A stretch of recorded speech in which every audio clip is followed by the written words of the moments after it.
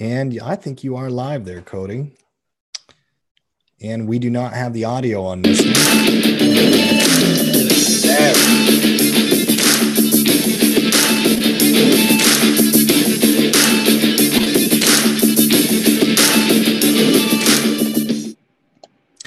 And I think we're here. Welcome out to the halftime report here presented by Tackle Trading. I don't know if we got that seamless here to start out the week, but the market didn't start out the week very seamless either, Tyler. So we're correlated to the stock market. The 5th of November, 2018.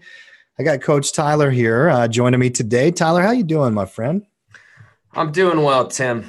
Excited to be here. Appreciate the invite. Have you ever done this one before? Yeah. Have you? I know you've been on like everything we do, but I don't remember. I've slept since then, Tim. I don't know. It made such a big impression. Yes, it was inverted. He replaced you one day, so now he's replacing Matt. Oh, I see. Right. All right. Very good. Well, remember the 5th of November. We're going to talk about that Gunpowder Treason Day. Very, very cool day in history. I think, Tyler, you and Cody were talking about that in the prep. Yeah. What's that all about anyway? Oh, the old Gunpowder Treason Day, Tim. Well, if you look it up on Wikipedia, it was a plot in 1605, often called the Gunpowder Treason Plot, or the Jesuit Treason. It was a failed assassination attempt against King James I by a group of provincial English Catholics led by Robert Catesby.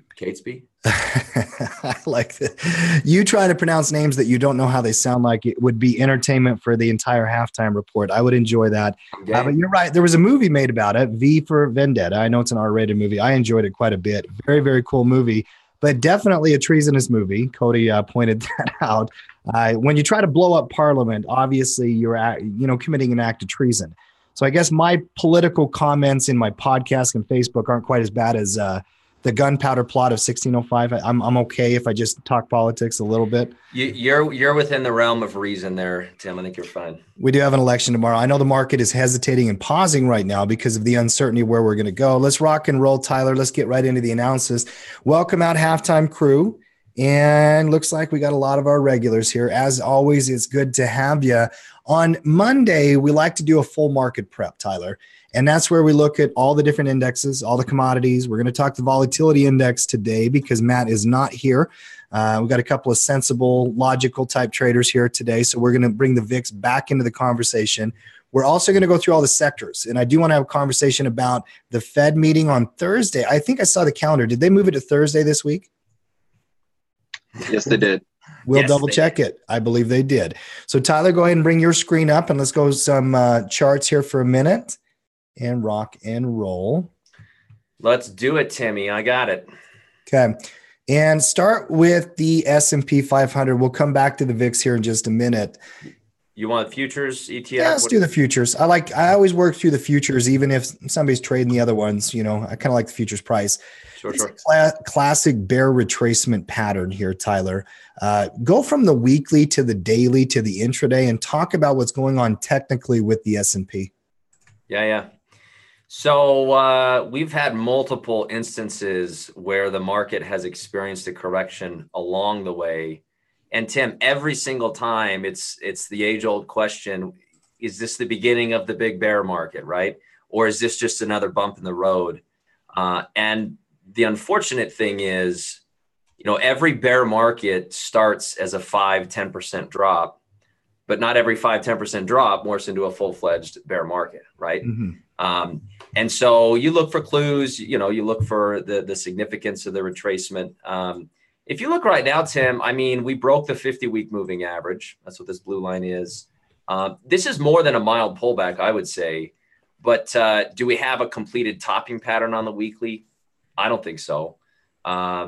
We start to break some of these longer-term support levels, then I think it'd be more concerning. This still a flesh wound, I would say. As far as the weekly chart's concerned.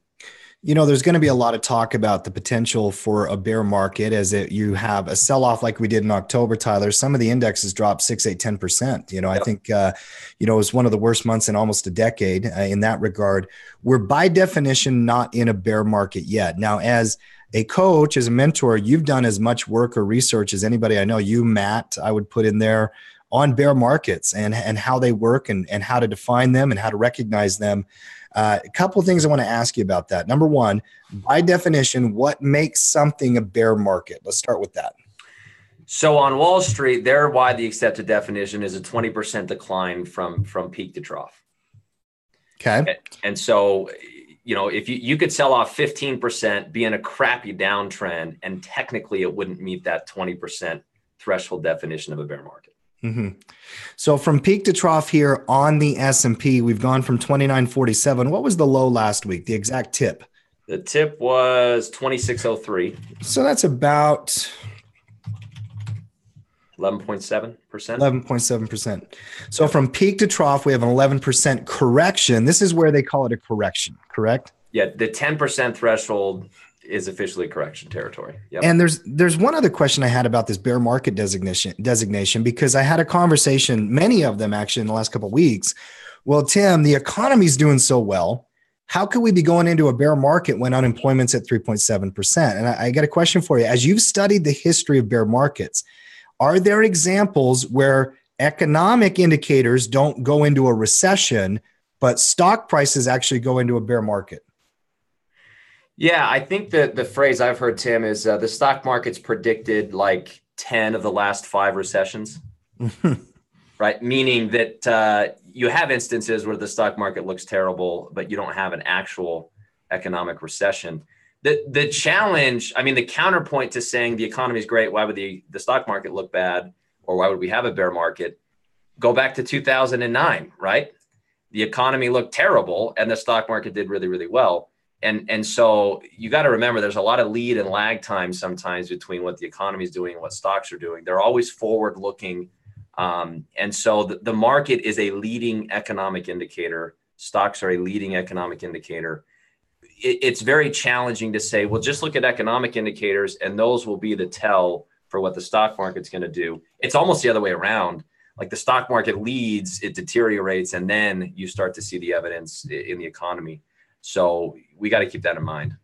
Yeah. And remember, and there's a phrase that I think Matt used about a month ago. He said, listen, guys, the stock market is not the economy, and I like the way you're describing this as well here, Tyler, because they are different things. And there is a lead and lag time in it. We could easily see lower stock prices and have the economy stay at 3.7% unemployment until things change. And we have had recessions globally. There's been a recession in China, and not a recession, I shouldn't say, a bear market, correct that, a bear market in the Chinese equity market, because they're down much more than 20% from peak to trough in this downtrend, right? Right. And that's the thing, is the US has been kind of the best of the best. And so if all you do is isolate your stock analysis based on the S&P, you definitely miss things that are going on globally that do play a part. Right. So, yeah, I agree. Let's go down to a daily chart. Let's break down some of the levels here on the S&P and start working through all the different, kind of technical analysis and whatnot. In my estimation, this is a bearish retracement. Now, you only have one lower low and lower high by pivot definitions, a developing downtrend, but not a confirmed downtrend in that regard. How many pivots do you need to call it a technical downtrend, Tyler? So I'm sure this is where personal preference comes in, right? Because you say not a confirmed downtrend. I'd say, well, what's not confirmed about it? You got lower lows and lower highs. So I think that's where opinion comes in, because I would say, well, you're below a declining 20-day, a declining 50-day, you're below the 200-day. You've got a series, one lower low, 2 lower lows, 1 lower high. Not yet. We don't know if it's a second lower high, but it's certainly more downtrend than uptrend. Right. I agree. And I've been bearish, and I've been calling bearish sentiment. Last week, the market had a pretty good week from bottom to top. But in general, Tyler, I don't think that you're going to look at that chart and say, hey, we're going straight back up. Obviously, there's risk in this chart, correct? Yeah. And that would be the hardest trade, right? I would hate if the market went straight up here. It's so hard to trade, Tim, when you go from extremely bearish, you bounce, and then you just keep grinding higher day after day after day after day. Because then it's like, well, you didn't get a nice clean bottoming pattern. It just makes it a lot harder to trade. The easiest trade here would be to get a downswing. Yeah, I agree with that.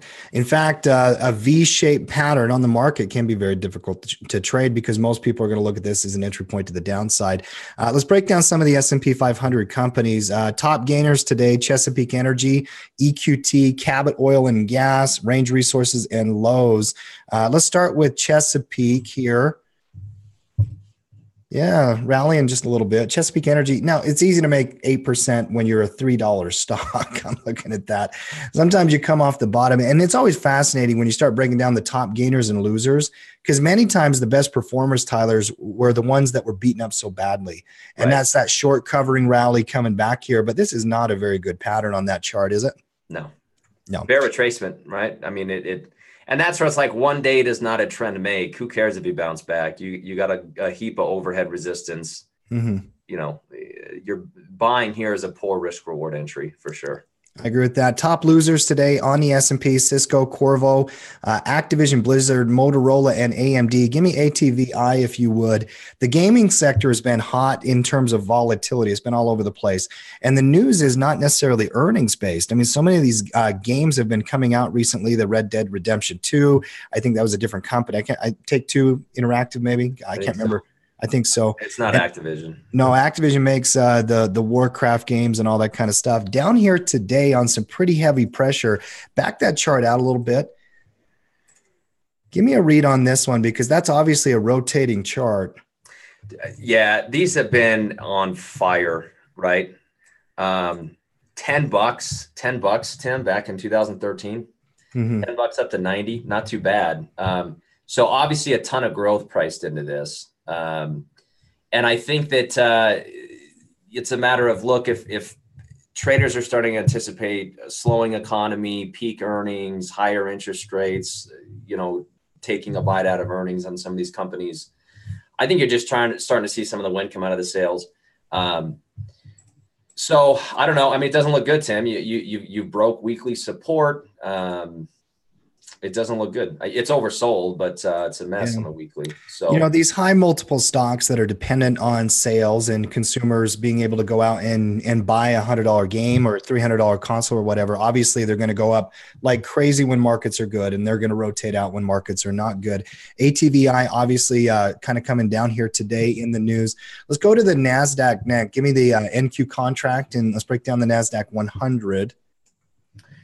Yeah, we start on the weekly chart.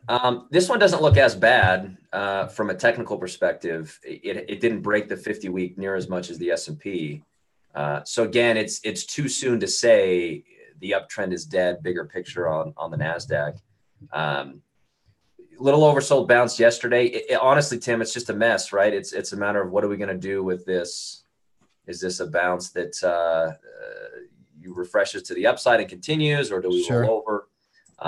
It doesn't look as bad, but I don't know that I'd buy this dip given the amount monster volume coming in. Well, and obviously breaking down, and let's go rapid fire through the FANG stocks here. Give me Facebook, Amazon, Apple, Netflix, Google. We'll just look at them one at a time. Facebook in a downtrend, selling off, coming back below 150. Amazon, we'll do Apple last because I want to talk Apple last.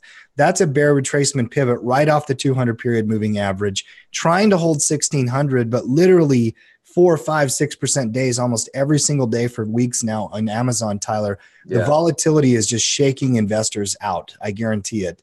And a lot of computer algorithms are driving that price up and down, but the reality is it's selling, and it's a high PE multiple. Give me a read on Amazon. I think it's an important stock. Well, look, I mean, it broke all its moving averages. It failed going up where you would have expected it to fail. I think it's hard to try to pick a bottom in this until you see more definitive bottoming patterns, right? For now, if rallies continue to get rejected, I think you steer clear on the long side for sure. Yeah. The volatility. At some point, Tim, I'm sure it'll be a buy, but we got to remember that this has gone up. I mean, just since 2016. I mean, it was at $480. So listen, 2 years. If the market truly goes into a bear market, Amazon could lose another $1,000 a share, and it would not even affect their PE multiple to where it's in line with Apple. I mean, we got to put some context in this stuff. Go to the fundamentals tab on Amazon. Just give me a quick read on what the PE is. Let's see. So many of these high flyers, they're priced based on future guidance, based on the idea that we're going to stay in a bull market and they're going to keep making money and growing. They're growth stocks for a reason. If you come down into valuation there, Tyler, Amazon, keep coming down right there. Okay, it looks like one more section, I believe, right there. What does that PE ratio say? 102. Still $102 or 102 PE ratio on Amazon. Now, against the 5-year average, that's lower than what Amazon has been pricing at. And I'm sure that has to do with the fact that it's come from 2,100 down to 1,600 now in a day. By the way, I was thinking 1,700 because it's priced there on Friday. But now we're down to 1,600. Very overvalued company if we do, in fact, go into a bear market, correct? Yeah, and the thought process, as Tim's explaining, is that those that are trading at a high multiple, they have the most fluff built into their price, right? They've outdistanced themselves the furthest from how much money the company's actually making. So they're arguably the most vulnerable. They have the most downside when sentiment turns. Valuation hasn't mattered for Amazon for years and years and years, right? But at some point, if investors start to worry more about the economy, that's where the concern comes in. Okay, let's keep breaking these down. Go into Netflix next. These long-term charts are just obviously ugly. Lower low, lower high on the weekly. On the daily, we've broken below key major support, bear retracement pivot. Yep. I mean, that's ugly, Tyler. They all look the same. Yeah. And Apple falling out of bed on earnings last week. Had a downgrade today. It's got room to fall down to 190. So, trying to hold 200, but you're in no man's land. I mean, talk about this one psychologically, because obviously Apple earnings, and we broke it down on Friday. We deep dove into it and talked and discussed, why it came down and all that kind of stuff. You're in a technical no man land here at 200, but psychologically, I'm sure investors are like, well, $200, it's a round number. It's a key level. Why is it fighting here, Tyler, in your estimation?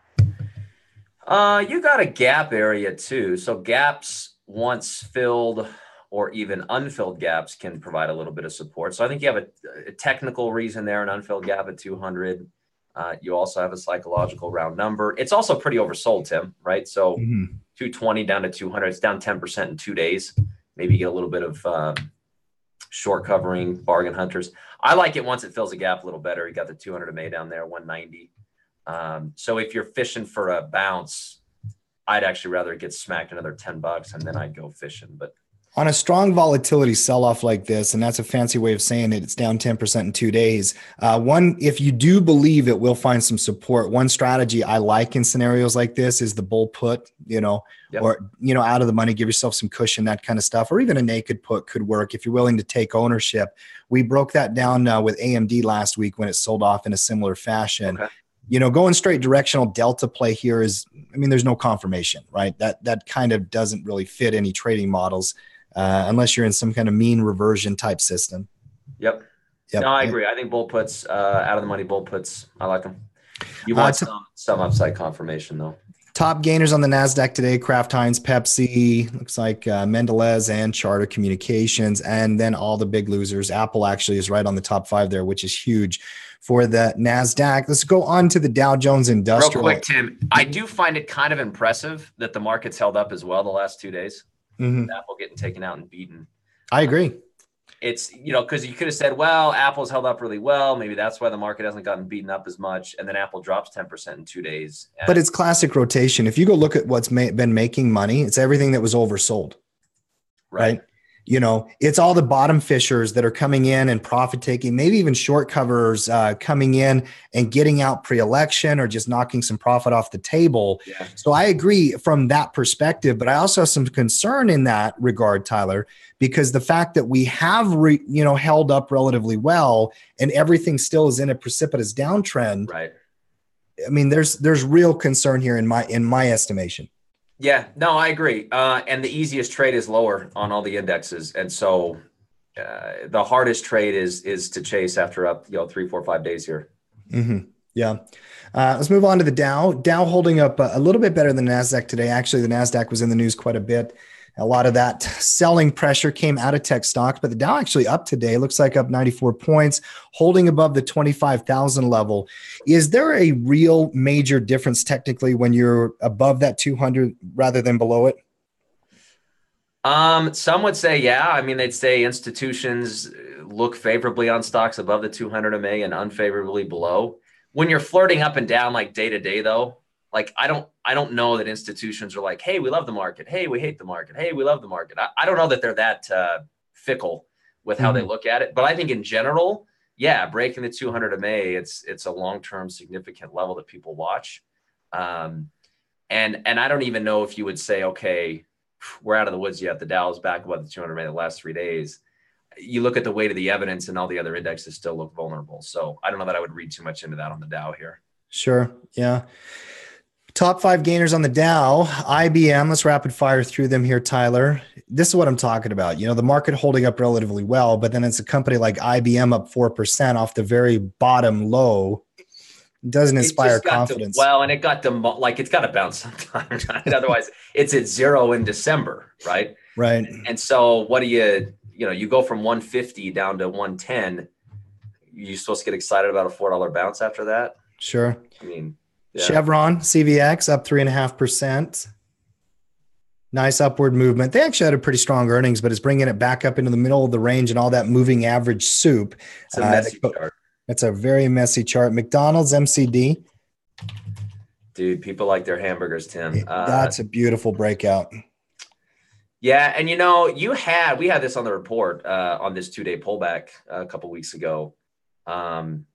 Just a good example of earnings strength driving the trend, increasing momentum in the face of a crap market. You get a multi-day pullback, and that was it. It was off to the races from there. Sure. So, yeah, lovely looking stock. Coca-Cola, KO, and then Walmart. So defensive stocks doing well. Okay. Coca-Cola, obviously a dividend pair. Walmart was on our report a couple of weeks ago as well. Yep. Beautiful upside move. You're seeing strength in some of these names. Weakness in Apple, Goldman Sachs, Visa, DuPont, and Exxon Mobil, actually. Probably just Goldman Sachs. Give me GS if you would. And you'll notice that pivot and, a little W pattern developing there. Some people would be looking for a breakout to the upside. Red candle today showing some pressure. Moving on to RTY, if you would, Russell 2000 Index.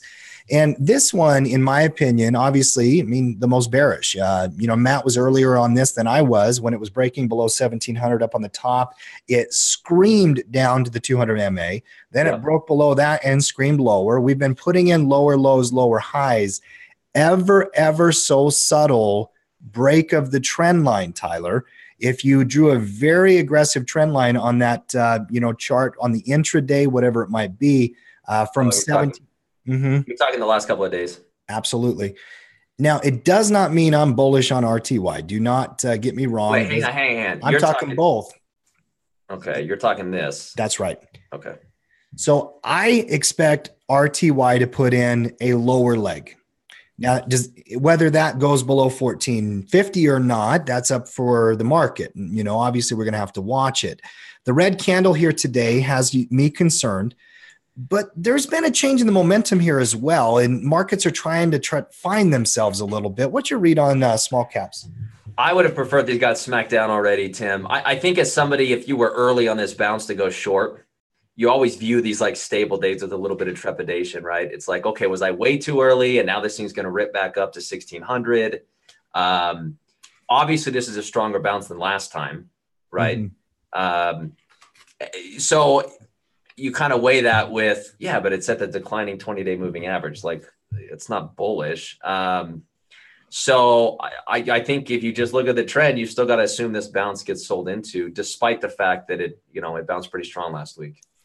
Now, it does bring up the question to hedge or not to hedge, which you and I have discussed and debated, actually, at times, not in any kind of contentious way, but really just difference of opinion.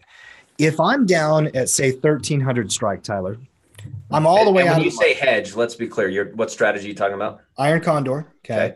Because the RUT and the RTY, obviously the same index. And if you're trading RUT condors for cash flow for condors, here comes the discussion.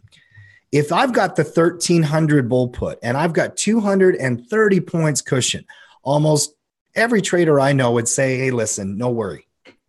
But if I see a technical read that has me concerned, I might just hedge the delta anyway, because why not?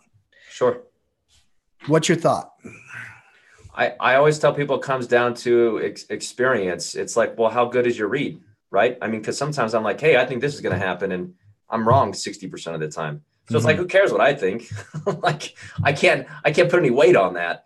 And so I say, go ahead and be proactive and track your progress. And if you discover that by being proactive, by saying, hey, you know what? I think we got a bear swing set up here. Let me go ahead and add some bear exposure by doing whatever, bear puts, bear calls, whatever. You know what? If most of the time you do that, you end up losing less money or making more money, then have at it. Like, let this be a proactive monthly cash flow strategy where you throw the condor on and you trade around it based on your reads on what's going on in the daily chart. Why wouldn't you if you're making good decisions and most of the time you're right? You'll, like I said, you'll lose less money or make more. But therein lies the rub, Tim. It's like you'll get somebody like you that's like, yeah, you know what? Most of the time I do better being proactive. I get somebody else that's like, you know what? Had I just sat on my hands, I'd have made money, but I kept fiddling with it and trying to read short-term moves in the market, and I screwed it up. Well, you know what I found actually in the data and my records and whatnot, it's not that I make more money on net, it's that I limit the drawdowns, right? And for me, when you're doing a high probability cash flow type system, it's all about maintaining and controlling drawdowns. Sure. So it usually the hedge does not turn into a profit kind of decision. You know, it's more about if I'm concerned about a downside sell off in the market and I've got an election tomorrow and a Fed meeting on Thursday, and I just kind of want to take a little bit of the theoretical risk off, I do that. Okay, that's my decision to do that for my own personal trading in that system. But not everybody does. I know Coach Emily, who we've had on the podcast, talked many, many times from the Women in Trading blog. She says, no, I just kind of leave it, you know? Yeah.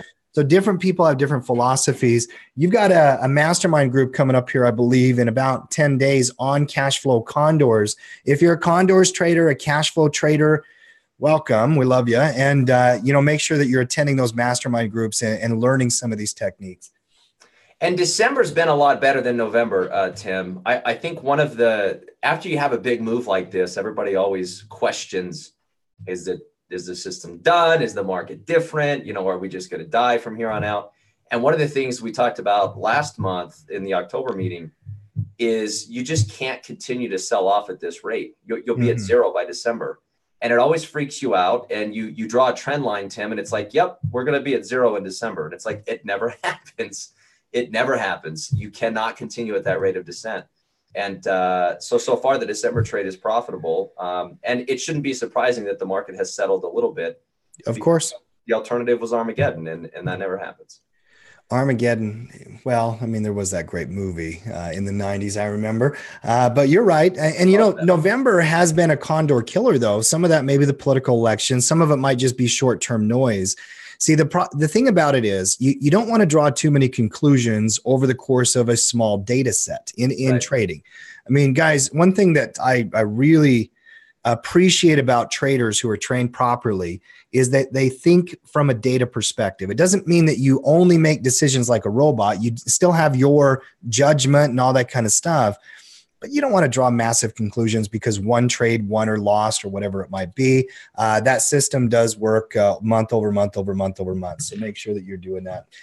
Move on to the dollar, if you would. Let's break down the currency and the commodity markets. Now, currencies, obviously, whenever you're talking about a Fed meeting here, rising interest rates would usually imply a stronger dollar. Chart's looking pretty good here in my estimation. Red candle on Thursday, green candle on Friday. What's your read? Yeah, I don't see anything wrong with it. Nice uptrend, higher highs, higher lows. I wouldn't overthink this one, Tim. I like to bounce off the 20 MA. Looks good to me. I mean, you had a multi-month consolidation here. Shocker, it resolved itself to the upside, which is the direction of the longer term trend. That's what it's supposed to do. So yeah, I think path of least resistance remains higher here. Yeah, I agree. Stronger dollar usually is going to imply lower commodity prices, but they've not necessarily been inverted that way in the recent market. In fact, some of the commodities are quite fascinating in my estimation. Let's start with crude oil. You'll notice crude oil is dropping, but you've got all kinds of different reasons why. Green candle today, Tyler, but we have taken out some very, very major technical levels. Is that now a bearish chart, or are we just going to be optimistic and hope that it goes back up? I mean, I'm reading bearishness. What's your read? I think, yeah, I mean, it's oversold, right? So if you say, well, it's got to go back up, I mean, if you rely on that only, then you'll never be bearish because you'll say, well, it's gone down a lot, right? So I think when you look at the number of support levels it's broken below, the 200 MA, the daily trend, I think it's a big enough drop to be considered bearish, which means that rallies are now suspect, right? So, you know, and this is more economically sensitive than say gold or silver or whatever. So maybe this goes hand in hand with stocks kind of selling off, anticipating maybe the best is behind us. I don't know, but yeah, I'd agree with you, Tim. Short-term downtrend, daily looks bearish. Now, on a Monday, we like to do a thorough prep. I do want to look at a few more commodities than we do, you know, every day. But here I want to look at everything.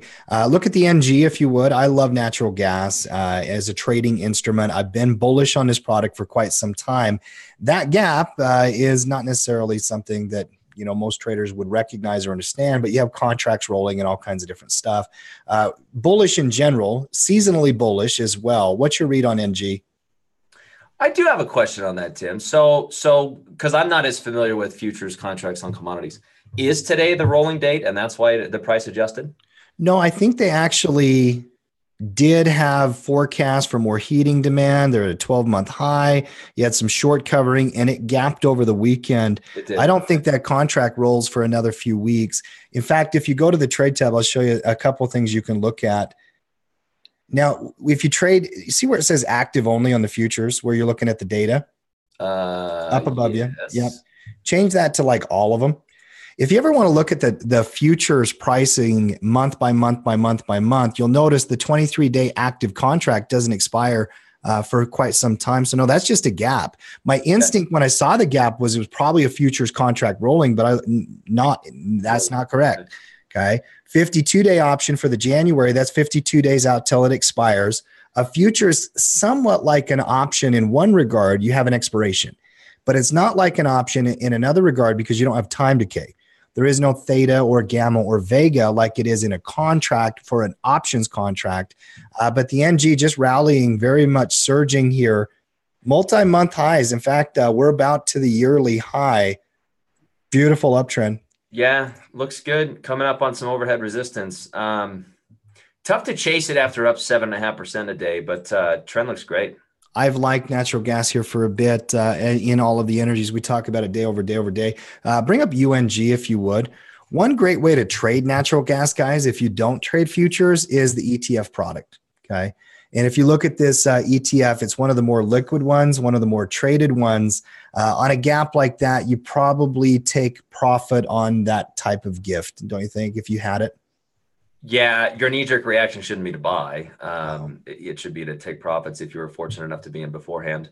And Tim, I mean, if you're using covered calls or naked puts, you should be close to making most of your money anyways, right? Yeah. Yeah. And you have actually written about return on time invested and capitalizing on that. So you wouldn't want to wait necessarily for an expiration. If you had a naked put here, probably an opportunity to take profit. Let's move on to metals. Gold and silver, the two most that we talk about. Silver actually down today, gold flat. I love the chart on gold for a potential breakout. It's rotating, it's rolling in. Are we going to see higher interest rates and higher gold, Tyler, at the same time? Usually when financial markets and Wall Street puts money into that type of interest-bearing product, they're avoiding things like gold. What's your read? That's why it's challenging with you have multiple cross currents, right? And so at first you hear like, hey, if the dollar goes up, then gold goes down. If interest rates go up, then the opportunity cost of owning gold is higher. But then you have, well, if the stock market's crashing and maybe money goes into gold as a safe haven. So what happens if the stock market goes down while interest rates are going up and the dollar's going up? There's this push-pull, right? Is the stronger dollar going to be the bigger impact, causing gold to stay low? Or is the fact that stocks are crashing and people want a safe haven going to cause it to go up? And I think that's why it's tricky because correlations are somewhat fickle. So who knows which way it's going to resolve itself, but the chart looks good. I mean, it looks like it's turned higher. It looks like it wants higher. I think lower stock prices will support gold. I agree. Yeah. I like it just to get different kind of exposure. I mean, if the only thing somebody holds is long stock, thinking about long commodity, whether it's through UNG or GLD or whatever it might be, it allows you to start developing as an investor and as a trader in a different way, because those correlations, and they're not always going to be connected. You know, there are times where markets disconnect, you know, obviously. But I like the chart. I actually do see higher prices here as well as the least path of resistance. Let's bring up SI if you would. I love silver in general. Not quite as strong of a chart, but it also has a much clearer entry point for a trigger. That level at 15 has kind of banged its head over and over and over and over again. SLV is a good ETF for this product as well. Silver breaks out. There's a couple of different ways you can play that, Tyler, but it might just be long ETF or even long call option. They're pretty cheap options. Yeah. I don't have implied volatility on this chart, but I don't think vol is high at all in silver right now. So it's cheap enough too, Tim, right? So where it's like, I mean, sometimes these $15 stocks and less, it's almost like want to just buy the underlying and not fiddle with the options. You could go either way.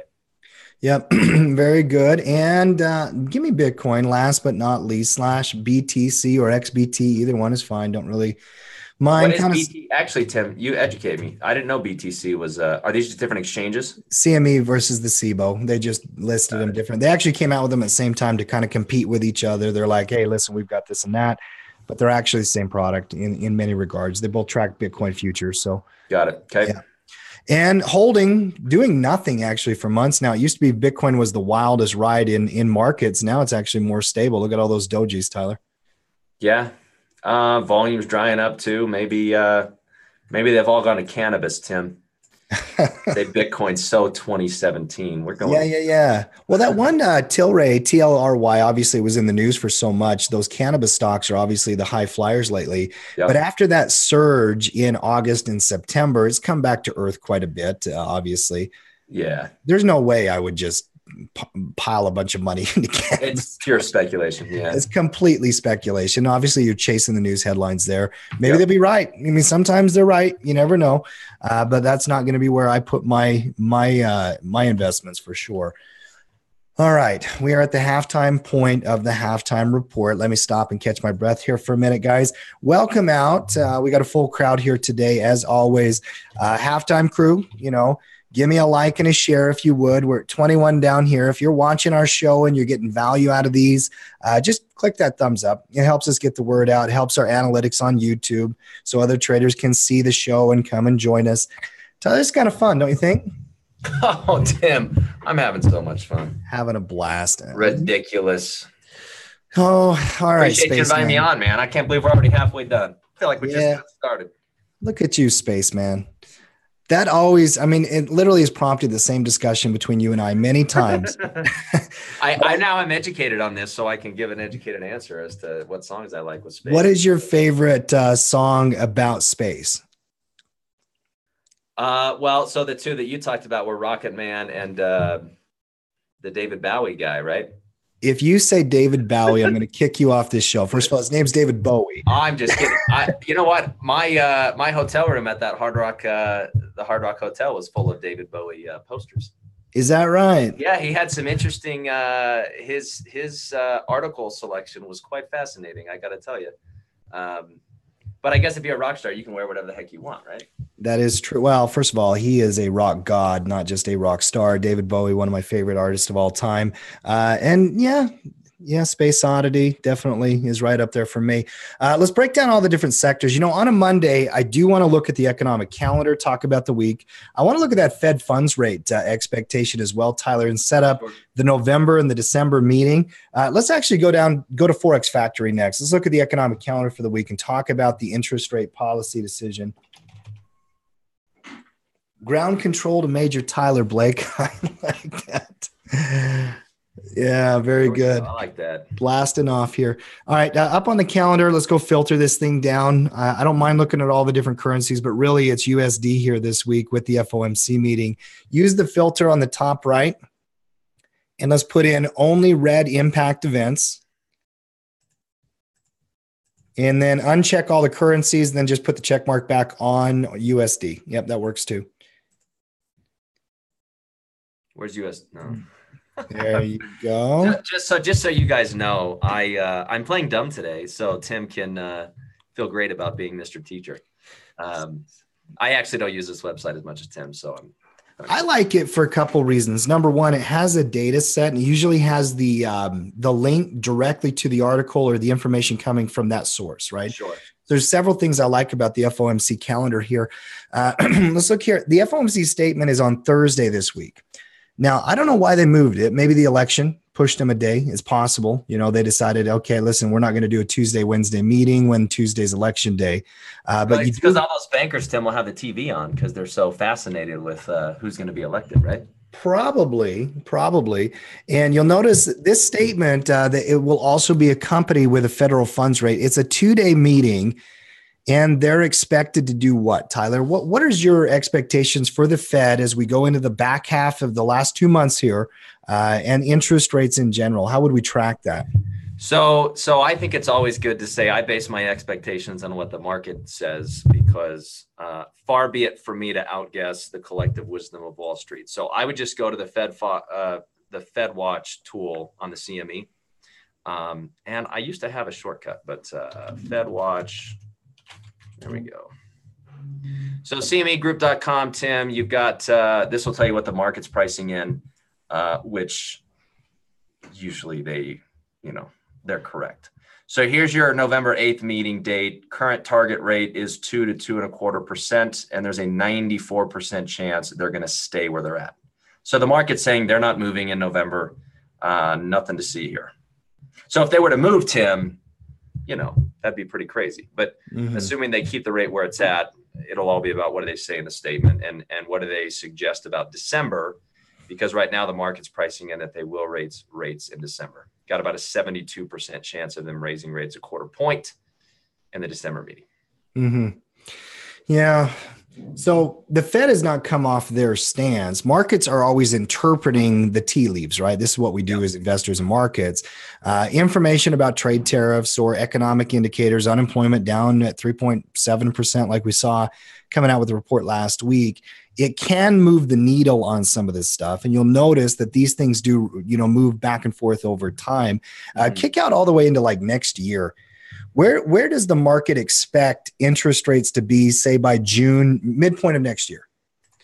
So June of next year, 40% chance. Nice little bell curve here, Tim. It's almost like what you learned in statistics plays out in the real world.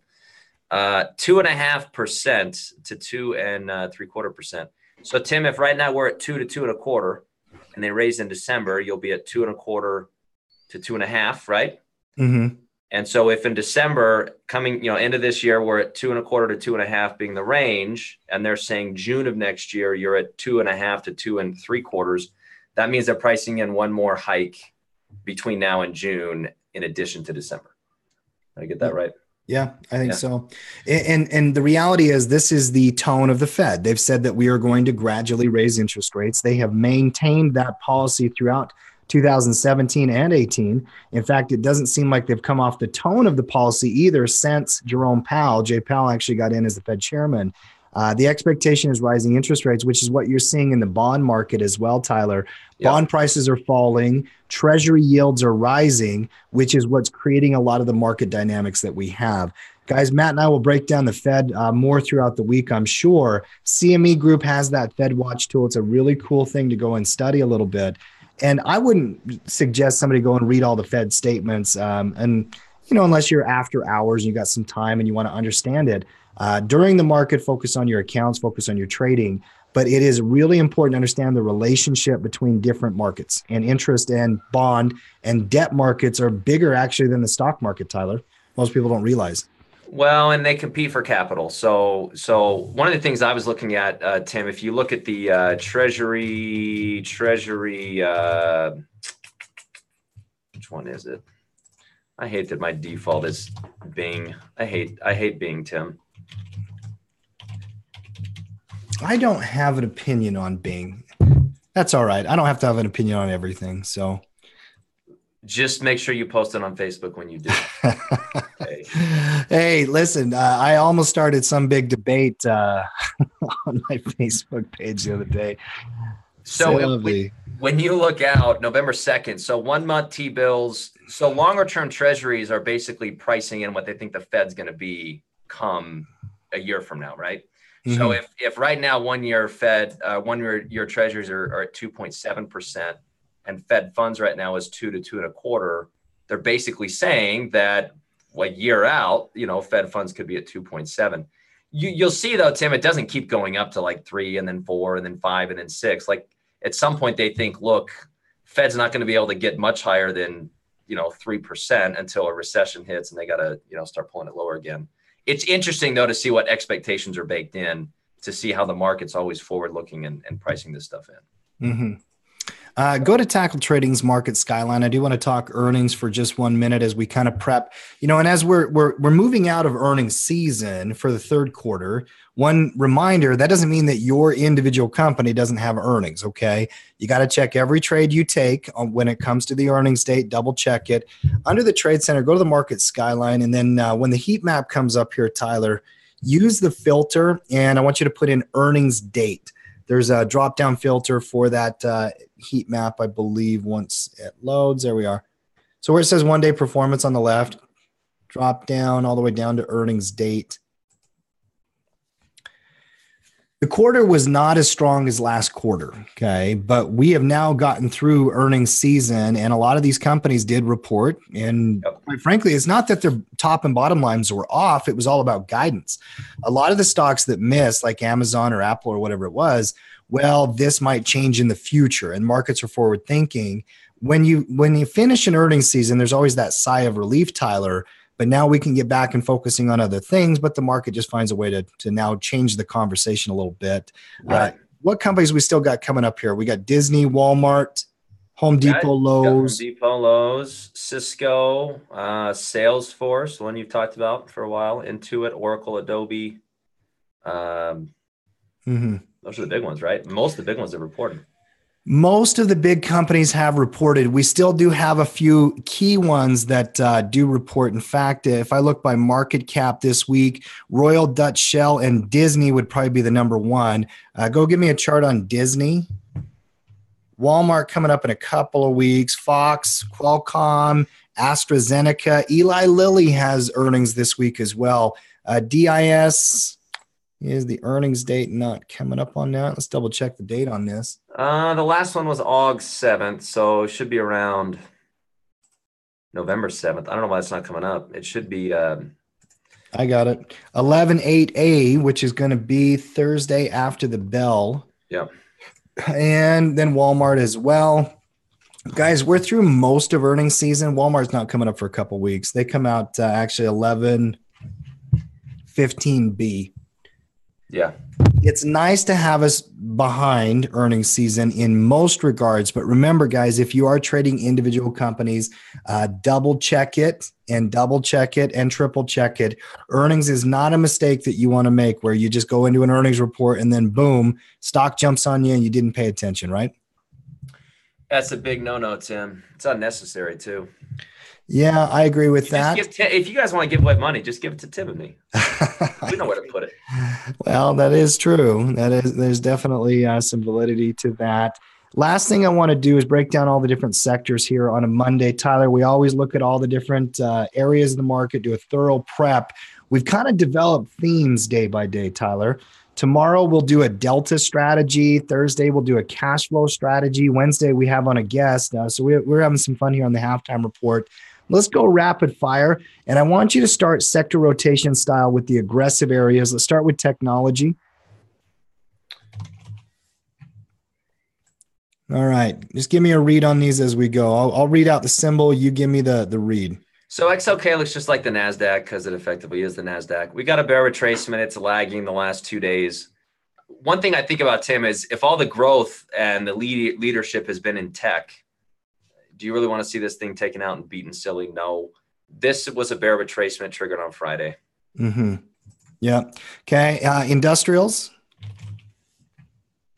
Eek. Bear retracement into overhead resistance. Old support could become new resistance. So that's a pretty clean bear retracement, Tim. Communication sector, which is a new ETF, but I think it fits in here. XLC. Equally appalling, Tim. Nice little descending channel up near resistance. I'd call it a bear retracement. Okay. Triggered. Discretionary, which is heavy on Amazon's chart, by the way. Yeah, so not surprising. Looks like Amazon. Bear retracement into the 200-day. I think, Tim, if you're a bear, you probably want a weak close today. It's not as convincing if we went down this morning and then we rally back, but wrestling with overhead resistance here at the 200-day. Well, and the market is kind of hitting, and we'll do a last thought of the day when we'll go look at the intraday chart on the S&P and kind of talk about it. Market is kind of stalling in some regards here midday. Give me materials next, XLB. Yuck. Bear retracement. Yuck. I like it. XLE. How do you buy here, man? Like, how am I going to buy here? I guess if you got a breakout of 55, you could talk about a V-shaped rally, but you could. You'd like it to pause at least, though, or even pull back and then run again, right? Yeah, give me a higher low or something easier to trade, because I don't want it up 10%, go sideways a day, and then I buy it on a break. It's just not as clean. Does not feel good. XLE. Like a broken record, Tim. Another bear retracement, guys. Increasing momentum to the downside, weak sauce bounce. You would assume this gets sold into. Well, and here's the thing, guys. The 6 sectors that we just looked at, they fit into what I call aggressive sectors, okay? And the reason I say that is when markets are good, they tend to outperform the other ones in general, not always, but in general. And in sector rotation theory, Tyler, those areas of the market, they tend to be a little bit more volatile as well, right? You know? And they're more economically sensitive. And so if investors are anticipating stronger growth, healthy economy, you put money into the more offensive areas. If you're not comfortable, you take them out of these guys and you go put them in Walmart or something. So the fact that defensive sectors are holding up is not a positive sign. Give me let's go through the defensive ones one at a time as well. XLP. Looks great. Yeah. Staples look great. Nice little breakout today. Healthcare. Not as good. Still a bear retracement. So better defensive sectors to buy than this one. Utilities. Choppy, but holding up, right? So still good relative strength here. Financials. This one's interesting, Tim. I'm surprised these guys bounced back as strong as they did. You look at regional banks. That was the area that really got smoked.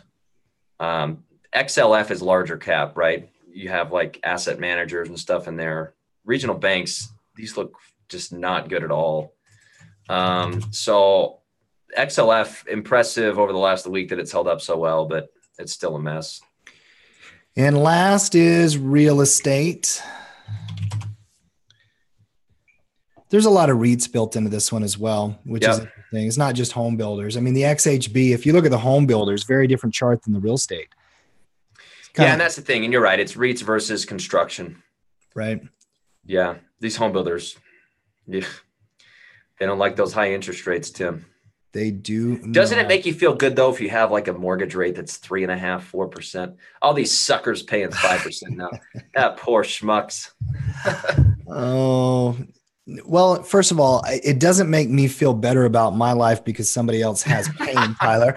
All right. I'm a very positive person, which is, how I live my life. All right. No, hey, I'm kidding. Because when I first bought my house, I was like at 7%. So look, I mean. Oh, but the first home I ever I bought was 6 3/4. And then I didn't even put a down payment down. I actually did that whole trick they did back in 2005 and 6. I bought in 2006, where I had an 80% loan and then a 20% secondary loan. And that subprime loan was at like 10 3/4. And I didn't care. I just wanted the house, right? Well, and that's the thing is it's like how many people that buy houses are actually looking at a chart of mortgage rates and are actually banking on that? The truth is it's a very small subset. I agree with that.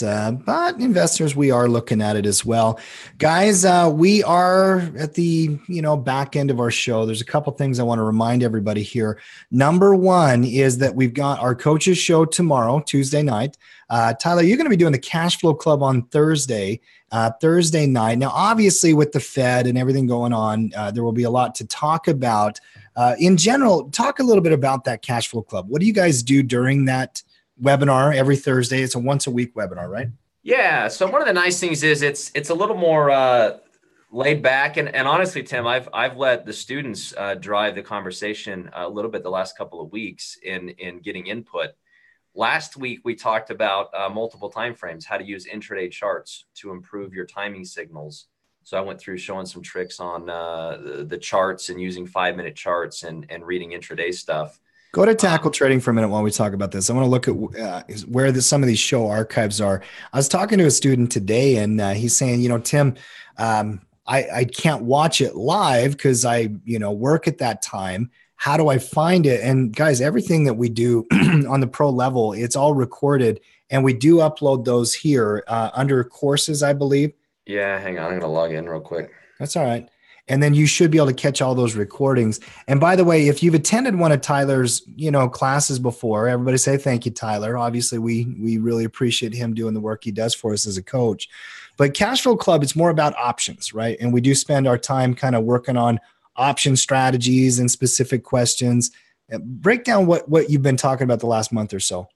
Yeah, so last week was kind of a one-off view on technical analysis because it was a good request. But yeah, usually we're getting into naked puts, covered calls, how to manage these, how to trade them, trading credit spreads.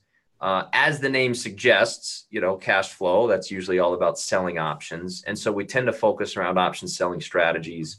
And it's just kind of a rotating whatever is of interest that's relevant based on what the market's doing.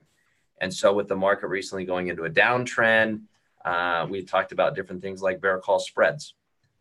So I try to make it relevant to what's going on in the market, but giving different ideas each week on how to better trade these cash flow strategies, managing them, and just, running your cash flow trading business.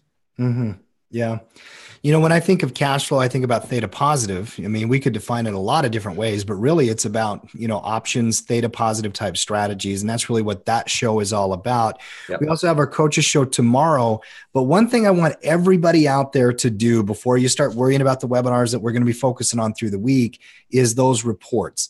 Now, over the weekend, I had Tyler and I kind of switch on and off lately. Tyler, back when I used to travel a lot more, you did the option report like every week. Now we kind of rotate back and forth. Yep. I like having my shot at it. This week was my report. 2 weeks ago, you had yours. And really, Tyler, when we build those pick lists, there's several things that I think everybody needs to understand. We don't know when they're going to trigger, right? So you kind of have a list of all your candidates and you're ready to trade them for the week, but you have to be prepared and come back to those lists as they do trigger and develop. There's a lot of candidates there, guys. Go and watch that report. Let me know if you have questions. I'll give you an example of, out of all of those candidates, one that is triggering today is Micron, and Micron actually bear pivot, red candle, broke below the low of yesterday. That's a nice setup, for trading opportunities, Tyler.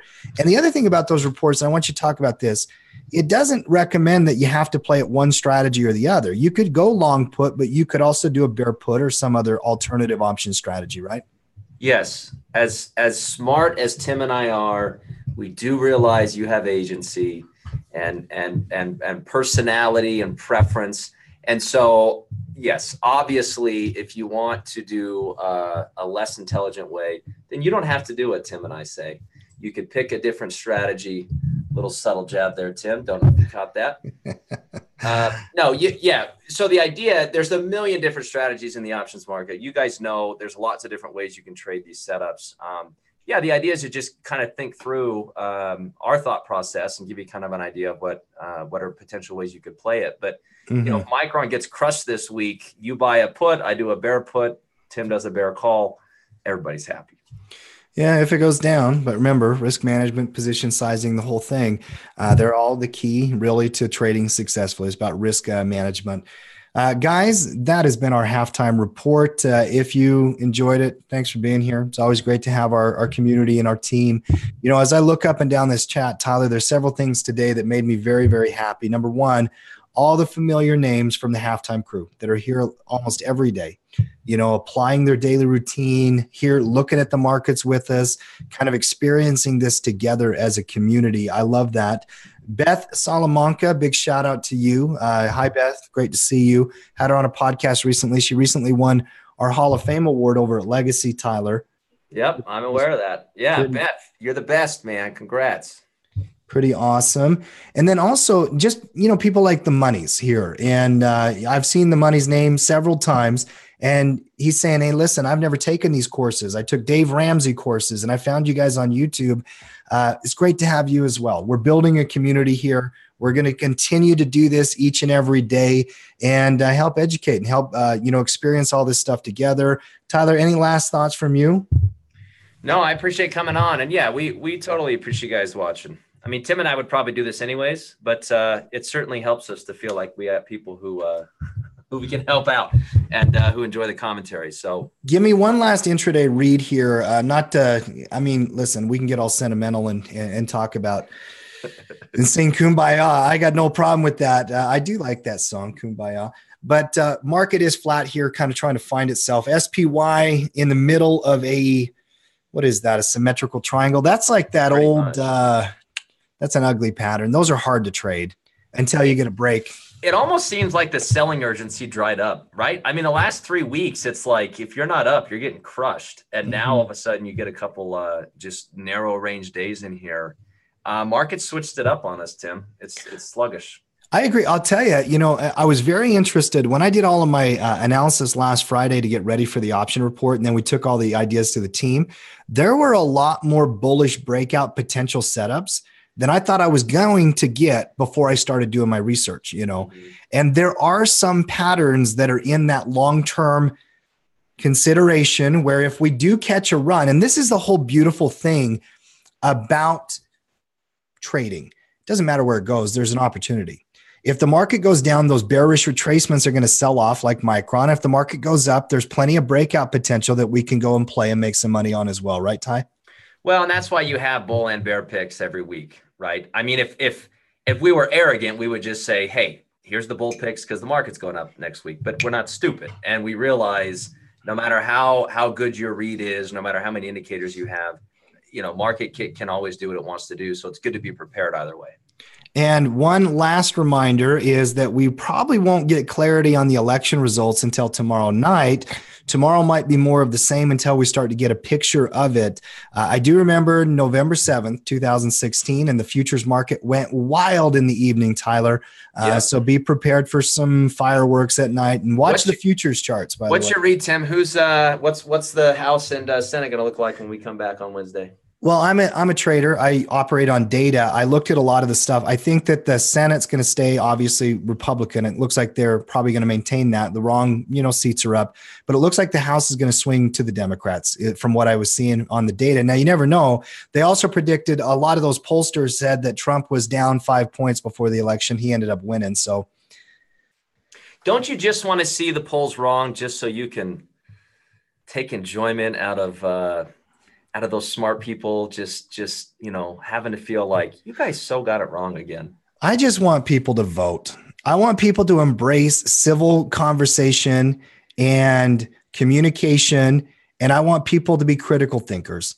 We live in a society, we live in a wonderful opportunity in a democracy. I want everybody to get out there and vote, voice your opinion, and lead.